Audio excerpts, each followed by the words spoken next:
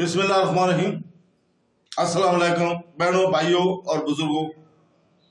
आज हम इस दिलफरेब इस्लामी खलीफा की मालूमाती वीडियो में हम अब्बासी खिलाफत के 12वें खलीफा अल-मुस्तईन की वफात की तारीख, वाक़यात और रोशनी डालते हैं। बराए करम इस वीडियो के आखिर तक हमारे साथ रहें, क्योंकि हम इनके इंतकाल के इर्द गिर्द के हालात और खिलाफत पर इसके असरात का जायजा लेते हैं। इस्लामी तारीख के इस अहम वाक़े की सियासी और समाजी मुज़म्मरात और ड्राफ्ट करते हैं, जानशीनी की जिद्दोजहद और इस वक्त की ताकत के हरकयात पर रोशनी डालते हैं। अल-मुस्तईन के पीछे छोड़े गए वर्षे से पर्दा उठाए थे और अब्बासी खिलाफत की तारीख के बारे में गहरी समझ हासिल करते हैं। तो दोस्तों, 866 के आगाज तक चारों तरफ साजिशों और खयानत के साथ अल-मुस्तईन को बारी बारी धमकियों और अल-मतज़ के हक में दस्तदार होने के वादों के जरिए आमादा किया गया। इसे मदीना में काफी आमदनी के साथ रहना था।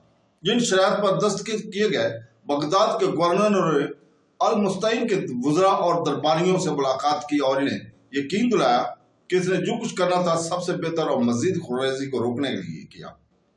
इन्हें सामरा भेज दिया गया ताकि वो नए बादशाह को खराज अकीदत पेश करें। खलीफा अल-मुअत्तज़ ने शराइत की तौसीक की और 866 के इब्तिदाई दिनों में बगदाद पर कब्जा कर लिया। इसने सामरा से अल-मुस्तईन को अपनी वालदा और अहले खाना के पास भी भेजा, लेकिन इस वक्त तक नहीं जब तक इनके पास मौजूद तमाम चीजें छीन न ली।